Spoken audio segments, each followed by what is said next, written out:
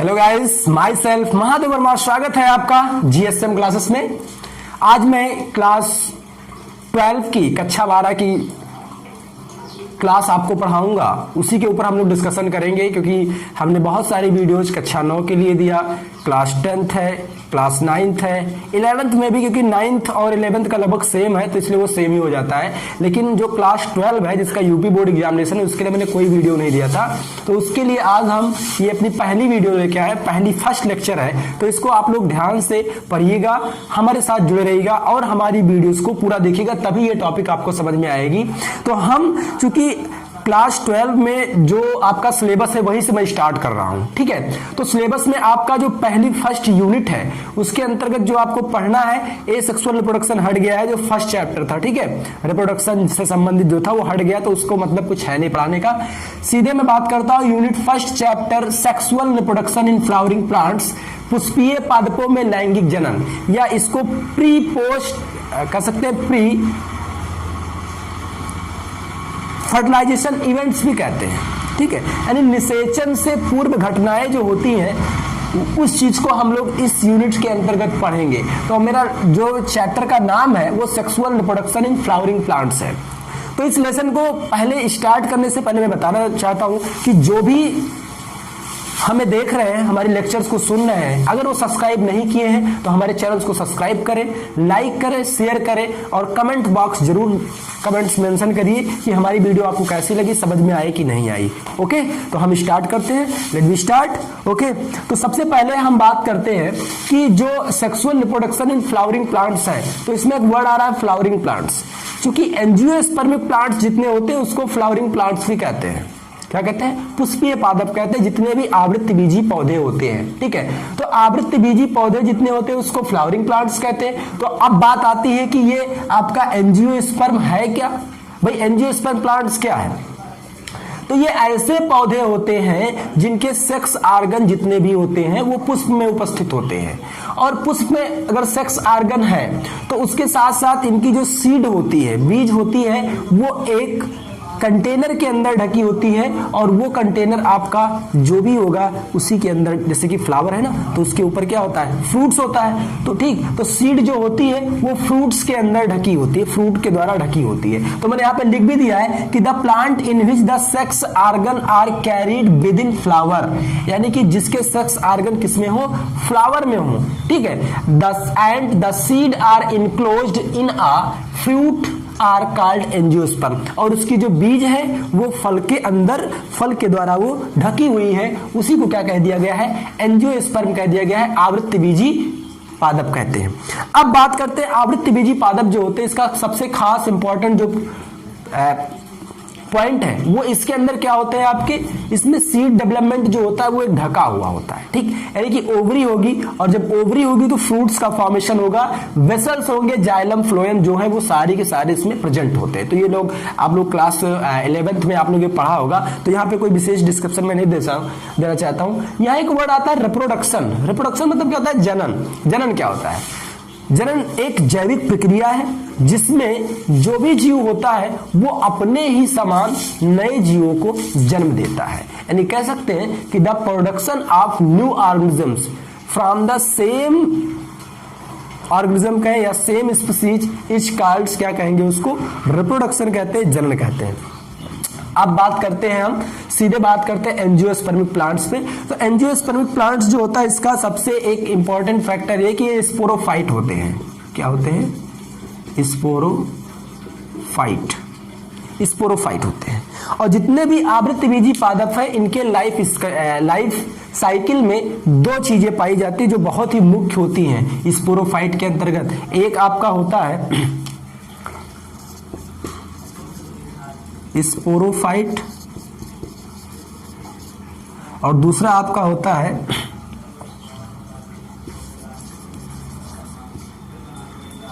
Gametophyte. जो sporophyte phase है इन angiospermic plants में वो बहुत ही अधिक विकसित होता है, बहुत ही वेल डेवलप्ड होता है। कौन? आपका स्पोरोफाइट।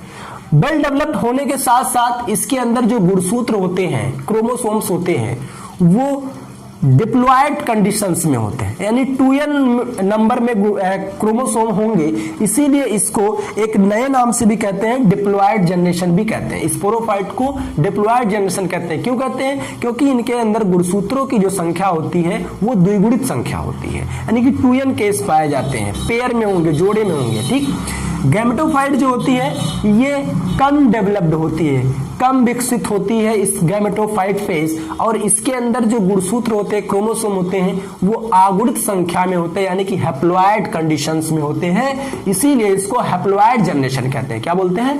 हैप्लॉयड जनरेशन कहते हैं किसको? गैमेटोफाइट को।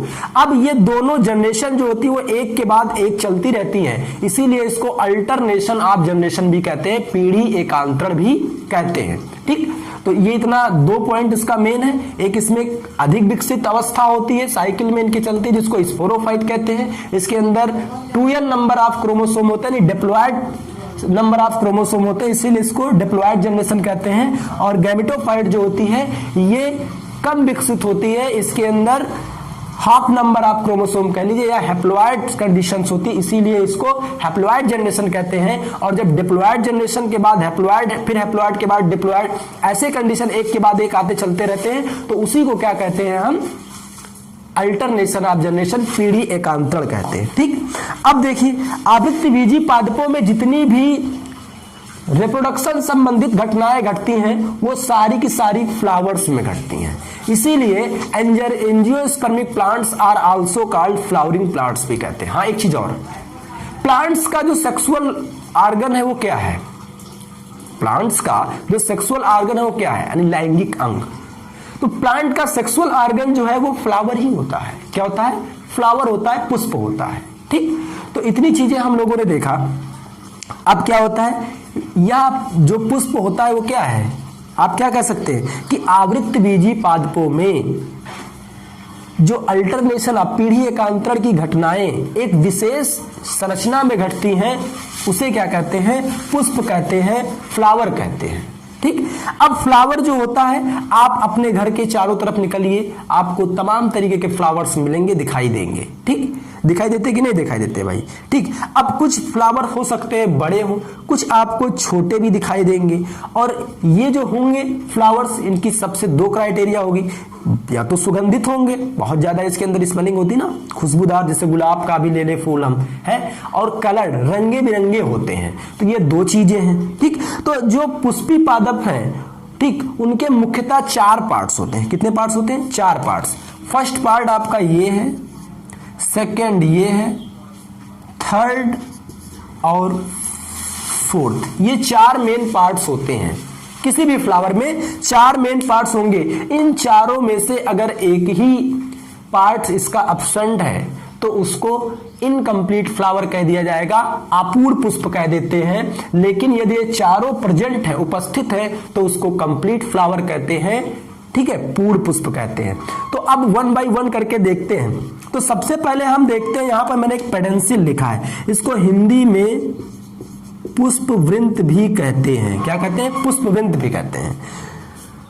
फ्लावर का वह भाग, यानी पुष्प का वह भाग जिससे पुष्प शाखाओं के द्वारा, डालियों के द्वारा लगा होता है, उसको पुष्पवृंत बोलते हैं, पेडेंसिल बोलते हैं। यानी कह सकते हैं कि the part of flower, those part of flower which are attached to the branches of stem is called, उसी को पेडेंसिल बोला जाएगा, पुष्पवृंत बोला जाएगा। ओके, जैसे आप पुष्पवृंत के आगे जाएंगे, ठीक, तो एक आपको फूला हुआ स्ट्रक्चर, ठीक, एक उभारनुमा संरचना यहाँ पे आपको दिखाई देगी, जिसको क्या बोलते हैं? यहाँ पे मैंने लिख दिया, थैलेमस बोलते हैं, रिसेप्टेकल बोलते हैं। इसी को हिंदी में पुष्प आसन भी बोलते हैं, पुष्प आसन नाम से पुष्पासन। All the parts of flowers, ठीक, कह सकते हैं, ऐसे कहिए, या आप ऐसे कह सकते हैं कि the base of flower which, the base of flower which all the parts, which all the parts of flower is present is called, उसी को थैलेमस या रिसेप्टिकल बोलते हैं। ऐसे कह सकते हैं, या ऐसे कह सकते हैं कि the base of flower which all the parts of flower is attached, यहाँ पे जुड़े हैं ना, ये सारे पार्ट्स यहीं पे जुड़े हैं, तो इसी को क्या बोल दिया जाता है, थैलेमस कहते हैं, रिसेप्टिकल कहते हैं, या पुष्पासन कहते हैं। पुष्प के जितने भी भाग होते हैं यहाँ पे, वो सारे के सारे इसी थैलेमस से जुड़े होते, अटैच होते हैं। तो ये चीजें, दो चीजें हम जान गए, थैलेमस क्या होता है और पेडेंसिल क्या होता है। अब जैसे थैलेमस जो होता है जब बडिंग फेज में होता है, यानी कि जब कलिका निकलती है ना फ्लावर्स में, जब कहते हैं कली निकल रही है, तो उस अवस्था में इस फ्लावर को पूरे जो मेन पार्ट्स होते हैं, सेक्स और जो आपका फीमेल मेल रिप्रोडक्टिव सिस्टम है, आर्गन है कह सकते हैं, और जो आपका ये क्रोला है जिसको दलपुंज कहते हैं, इन सबको ढके हुए एक ग्रीनिश कलर का स्ट्रक्चर होता है जो आउटर सरफेस पे होता है, ठीक, जिसको क्या बोलते हैं, सेपल बोलते हैं। क्या बोलते हैं, सेपल बोलते हैं, या मैंने लिख भी दिया यहाँ पे सेपल, ये सेपल बोलते हैं। एक को सेपल बोलेंगे, और सेपल की जो हिंदी होती है बेटा वो क्या होती है, दल होती है। क्या कहते हैं, दल कहते हैं। सेपल को क्या कहते हैं, दल। और जब ये कई सारे मिल जाते हैं एक साथ, तो इसी को नहीं, सेपल को दल नहीं कहेंगे, एक सेकंड। सेपल जो होगा आपका बाह्य दल बोलते हैं, हाँ बाह्य दल कहते हैं। और सारे को मिला के बाह्य दलपुंज कहते हैं। क्या बोलते हैं, बाह्य दलपुंज कहते हैं, ठीक। एक को क्या बोलेंगे, बाह्य दल कहते हैं। और जब ये कलेक्शन कर ले कह सकते हैं, या group of sepal are called, इसी को बोलते हैं कैलिक्स, दैट मींस बाह्य दलपुंज कहते हैं, ठीक। अब ये क्या होता है, तो आप कह सकते हैं the green leafy like structure, या कह सकते हैं the green leafy parts in the outer most circle, in the outer most circle of a flower is called, उसी को बोला जाता है sepal, and collectively called as calyx और बाह्य दलपुंज इन हिंदी लैंग्वेज। ओके, ऐसे लिख सकते हैं, या ऐसे कह सकते हैं कि यह पुष्प का सबसे बाहरी चक्र होता है, ये पुष्प का सबसे बाहरी चक्र होता है, ठीक, जो कि हरे कलर का होता है। इसकी एक इकाई को बाह्यदल कहते हैं, और जब ये समूह में हो जाता है तो उसी को बाह्यदल पुंज कह देते हैं। कभी कभार बहुत सारे पुष्पों में इस बाह्यदल पुंज के अलावा एक और कवरिंग होती है, ठीक, उसको बोलते हैं अनुदय। क्या बोलते हैं, अनुबाह्यदल पुंज कहते हैं, ठीक है, अनुबाह्यदल कहते हैं, या इंग्लिश में अगर कहें तो उसी को इपीकैलिक्स बोलते हैं। इसी को हिंदी में बोलते हैं अनुबाह्यदल। तो इस ग्रीनी स्ट्रक्चर जो है ना, जो ढके हुए है, इसको कवर किए हुए, इसके बाहर एक और स्ट्रक्चर पाया जाता है बहुत सारे पुष्पों में, उसी को इपीकैलिक्स या अनुबाह्यदल कहते हैं। तो ये दो चीजें आपको पता चल गई, ठीक। अब हम अगली चीज की बात करते हैं। इसमें मैंने एक पार्ट इसका हो गया, मेन जो पार्ट था, मैंने कहा था ना फ्लावर्स के 4 मेन पार्ट्स होते हैं, उसमें पहला हो गया, 2 तो वैसे जिससे फ्लावर अटैच होता है उसके बारे में बता दिए मैंने। अब जो दूसरा पार्ट है उसको पेटल कहते हैं, इसे हिंदी में दल कहते हैं, इसे हिंदी में दल कहते हैं। और क्रोला जो होता है इसको दलपुंज कहते हैं। क्या बोलते हैं, दलपुंज कहते हैं, ठीक। ये क्या होता है भाई, तो यह पुष्प का दूसरा चक्र है। पुष्प का पहला बाहरी चक्र आपका कौन सा होता है, बाह्यदल पुंज होता है, जो कि हरे रंग का होता है, ठीक। और यह क्या, इसका वर्क क्या है, फंक्शन तो बताना भूल गए हम। जब ये कली अवस्था में होता है, कलिका अवस्था में, तो ये जितने भी सॉफ्ट पार्ट है, या कह सकते हैं जितने भी सेक्स आर्गन है फ्लावर्स के टुगेदर कह सकते हैं क्रोला, उसको प्रोटेक्शन करता है, संरक्षा करता है। एज ये एक समझिए एक पुलिस, जैसे कि आपकी सीमा पे जो पुलिस नहीं लगी है आपकी सुरक्षा करती है, ऐसे ही ये भी काम करता है। अगला आपका पेटल जो है, ये कलर्ड होता है, ये दूसरा पुष्प का दूसरा चक्र है, और कलर्ड होता है, रंग बिरंगा होता है। इसका फंक्शन क्या होता है, ये इंसेक्ट जितने भी होते हैं उनको अपनी तरफ आकर्षित, अट्रैक्ट करने का काम करता है। क्यों, ताकि पॉलिनेशन हो। किसके लिए, पॉलिनेशन। हर एक का, किसी का, सबका फायदा ही है। जब तक कोई किसी की, दोनों एक दूसरे के लिए देखिए सहयोगी हैं, उस इंसेक्ट को इससे फूड मिल जाता है और इससे इसका काम हो जाता है, इसकी जनरेशन आगे बढ़ जाती है, यानी पॉलिनेशन हो जाता है। तो भाई दोनों आपस में सिम्बोलिज्म समझते हैं ना, म्यूचुअल सिम्बोलिज्म, म्यूचुअल, दोनों का फायदा हो रहा है, नुकसान किसी का नहीं हो रहा है, ठीक। तो ये पेटल होता है, और इसी पेटल को जब एक ग्रुप फॉर्म में, यानी कई पेटल्स लगे होते हैं, एक पेटल्स तो होता नहीं फ्लावर में, कई सारे रंग बिरंगे पार्ट्स होते हैं ना, आप फ्लावर देख सकते हैं, तो उन सबको दलपुंज कह दिया जाता है, इंग्लिश में क्रोला कह दिया जाता है। ठीक, तो मैंने क्या बताया कि the colourful part of flower are called petal बोलते हैं and collectively known as corolla बोलते हैं। ठीक है, अब 2 पार्ट हो गए, तीसरे पार्ट की बात करते हैं। हमने तीसरा पार्ट यहां नोट कर रखा है, ठीक, जिसको क्या बोलते हैं, स्टेमेन कहते हैं। Stamen it is the male sex organ of flower. ये आपका जो नर जननांग भी इसको कहते हैं, नर जननांग भी इसको कहते हैं। इकाई में अगर एक होगा तो एक के लिए स्टेमेन वर्ड का यूज किया जाएगा, और स्टेमेन की जो हिंदी होती है वो पुमंग होती है। क्या होती है? पुमंग होती है। और एंड्रूसियम की जो हिंदी आप सॉरी एंड्रूसियम को स्टेमेन,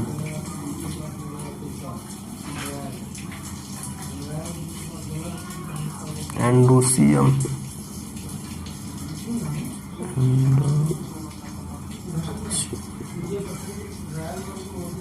स्टेमेन,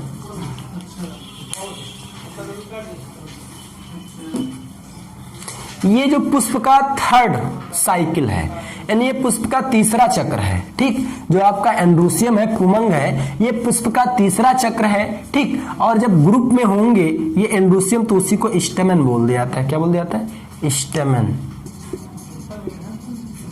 स्टेमेन कह दिया जाता है। और स्टेमेन की जो हिंदी होती है वो पुंकेसर होती है। क्या होती है? पुंकेसर होती है। तो पुंकेसर क्या है?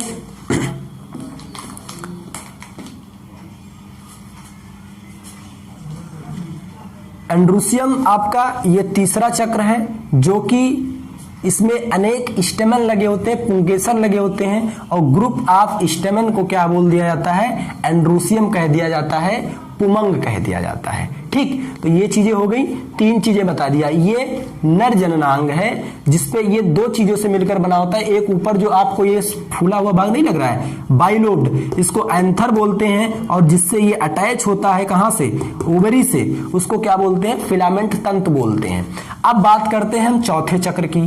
3 चक्र हो गए, चौथा चक्र जो होता है फ्लावर्स का, ठीक, उसको देखते हैं। चौथा चक्र जो फ्लावर का है उसको गाइनोसियम कहते हैं, यानी कि जायांग। ठीक, तो एक की बात करें तो उसको हम बोल देंगे क्या? जायांग, जायांग। ठीक, पेस्टल्स भी इसको कहते हैं, कार्पल्स भी कहते हैं। ठीक है, ये क्या होता है भाई? तो आप कह सकते हैं कि in the centre of flower, ये flask shaped structure, in the centre of, centre है फ्लावर का, उसमें फ्लास्क शेप्ड है स्ट्रक्चर, उसी को क्या बोल दिया जाता है? कार्पेल बोला जाता है। पेस्टिल्स कहते हैं, जायांग कहते हैं। और जब ग्रुप ऑफ आपके क्या होंगे? कार्पेल्स होंगे, तो उसी को गाइनोसियम कह दिया जाएगा। स्त्री केश कार्पेल्स की,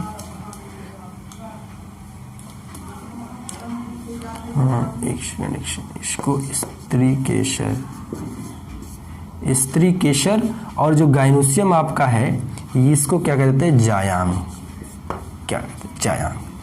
तो इसमें कई सारे स्त्री केसर्स के पार्ट्स होते हैं, उसी को क्या बोलते हैं? जायांग कह दिया जाता है। इसके लिए एक शब्द लिया गया है। ठीक है, तो कलेक्टिवली नोन है, उसी को गाइनोसियम बोल दिया जाएगा। गाइनोसियम की हिंदी जायांग होती है, एंड्रूसियम की हिंदी जो होती है वो पुमंग होती है, और स्टेमन की हिंदी जो होती है वो आपकी पुंकेसर होती है। तो इस चीज पे कंफ्यूज मत होइएगा, मैं फिर से बता दे रहा हूं। हाँ, अब जो आपकी कार्पेल्स है या आपका गाइनोसियम है वो 3 चीजों से मिलकर बना हुआ है। ऊपर ये घंटी जो फूला हुआ ये देख रहे हैं, ऐसे इस तरह भाग है ना, इसको बोलते हैं स्टिग्मा।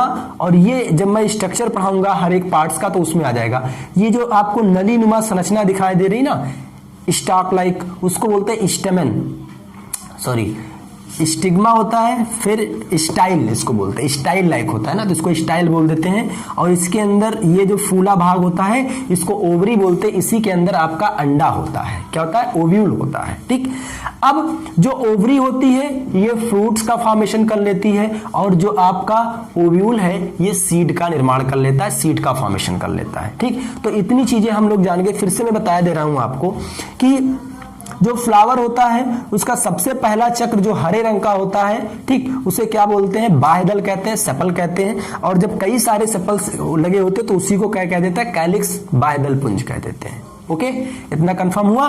ये पुष्प को सुरक्षा प्रदान करता है। फिर जो फ्लावर का कलर्ड पार्ट हो, दूसरा चक्र होता है जो कि रंग बिरंगा होता है, ये एक इंसेक्ट को पॉलिनेशन के लिए अट्रैक्ट करता है, आकर्षित करता है, जिसको दल कहते हैं, पेटल कहते हैं। और इसको एक ग्रुप फॉर्म में क्या बोल देते हैं, क्रोला बोल देते हैं। ओके, जो तीसरा चक्र है, ठीक, उसको क्या बोलते हैं, एंड्रूसियम कहते हैं। ठीक, एंड्रूसियम यानी पुमंग कहते हैं। और ये कई सारे इसमें स्टेमन लगे होते हैं। ठीक, उस स्टेमन को, पूरे पार्ट्स को क्या बोल दिया जाता है, आपका पुमंग कह दिया जाता है, एंड्रूसियम कह दिया जाता है। ठीक, पुमंग। फिर आपका जो चौथा चक्र होता है, ठीक, वो क्या होता है, एक flask shape centre of the flower होता है, बीच में होता है पुष्प के, जिसको क्या बोलते हैं, कार्पेल कहते हैं, जिसको हिंदी में क्या बोलते हैं, कार्पेल को स्त्री केसर कहते हैं। और ये कई सारे आपका जब एक कलेक्टिवली हो जाएगा, एक ग्रुप हो जाएगा, तो उसी को गाइनोसियम बोल देते हैं, जायांग बोल देते हैं। ठीक, तो ये 4 पार्ट हो गए। अब इसमें 2 चीजें बात करेंगे। एक तो आपका आता है यूनिसेक्सुअल फ्लावर,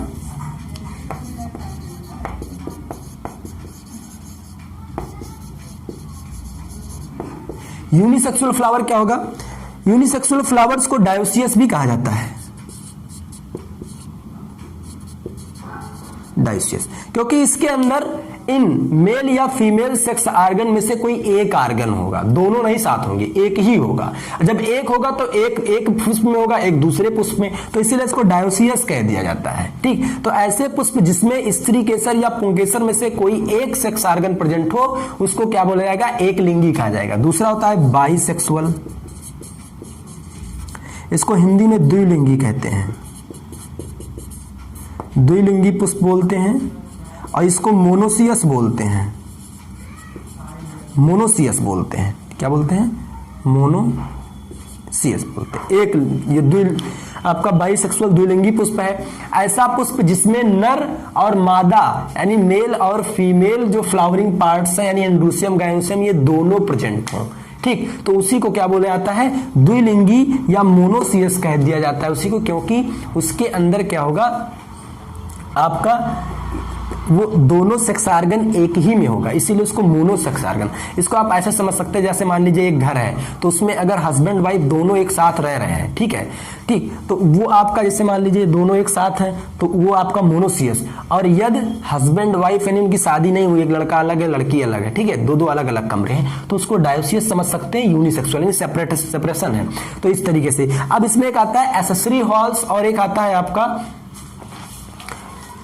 नेसेसरी वॉल्स। ये क्या होता है, एसेसरी वॉल्स को हिंदी में सहायक चक्र कहते हैं, सहायक चक्र कहते हैं। सहायक चक्र की हिंदी जो होती है वो एसेसरी वॉल्स होती है। क्या होती है,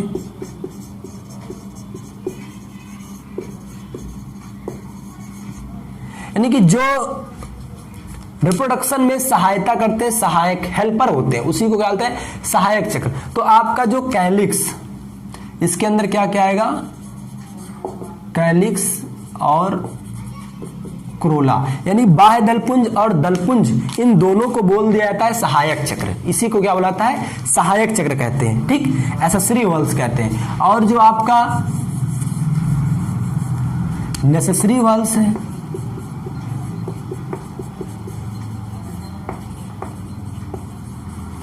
इसमें क्या आता है आपका एंड्रूसियम एंड गाइनोसियम, गाइनोसियम। ठीक, ये क्या होते हैं, दोनों नेसेसरी वॉल्स होते हैं जिसके बिना रिप्रोडक्शन होता ही नहीं है। ठीक, तो एक्सेसरी वॉल्स क्या होते हैं, सहायक चक्र वे होते हैं जिसमें कैलिक्स और करोला इसके अंतर्गत दो आते हैं। आवश्यक चक्र कौन होते हैं, इसको आवश्यक चक्र कहते हैं। ठीक, इसके अंदर आपका नर जननांग और मादा जननांग, ठीक, दोनों इसके अंतर्गत आते हैं, तो उसको क्या बोलता है, नेसेसरी चक्र बोल दिया जाता है। तो आई होप, मैं समझता हूं आपको मेरी लेक्चर जरूर समझ में आई होंगी। ठीक है, तो अब इसी के साथ इसमें मैं एक बार फिर आपको यहां समझा दे रहा हूं आपको कि जो एंड्रोसियम की हिंदी होती है वो पुमंग होती है। क्या होती है, पुमंग होती है। ठीक, और ये पुष्प का तीसरा चक्र होता है। ठीक, पुष्प का तीसरा चक्र होता है। इसमें अनेक पुंकेसर होते हैं, अनेक स्टेमेन होते हैं। ठीक, तो एक अगर कलेक्टिवली कहा जाए तो उसको कई सारे अगर मेल पार्ट्स हैं तो इसको एंड्रोसियम कह देंगे, और स्पेशली एक को स्टेमेन कहेंगे, यानी group of stamen are called androecium, पुमंग कह देते हैं। ठीक, फिर आपका कार्पेल, ये चौथा चक्र है। ठीक, ग्रुप ऑफ कार्पेल्स को गाइनोसियम कह देते हैं, और हिंदी में इसी को जायांग कहते हैं, गाइनोसियम की। और जो कार्पेल की हिंदी होती है आपकी, वो क्या होती है, स्त्री केसर। स्त्री केसर एक सिंगल के लिए यूज किया जाएगा। तो इस चीज को आप समझ में आई होगी। ये आपका पहला ही क्वेश्चन है, ये आ सकता है कि पुष्प की संरचना का वर्णन करिए, तो एक ऐसे फ्लावर बना के उसके पार्ट्स को आप डिस्क्राइब कर सकते हैं। ठीक, आपको जैसी भी मेरी वीडियो लगी होगी आप कमेंट बॉक्स में जरूर लिखिएगा। हमारे चैनल्स को लाइक करिए, जो भी आपके यार दोस्त हैं जो आपके साथ पढ़ रहे हैं, आप इंटर क्लासेस में हैं, उनको आप बताइए और उनसे सब्सक्राइब करवाइए हमारे चैनल्स को, बेल आइकन दबाइए, लाइक करिए, शेयर करिए। ओके, थैंक्स, जय हिंद, जय भारत।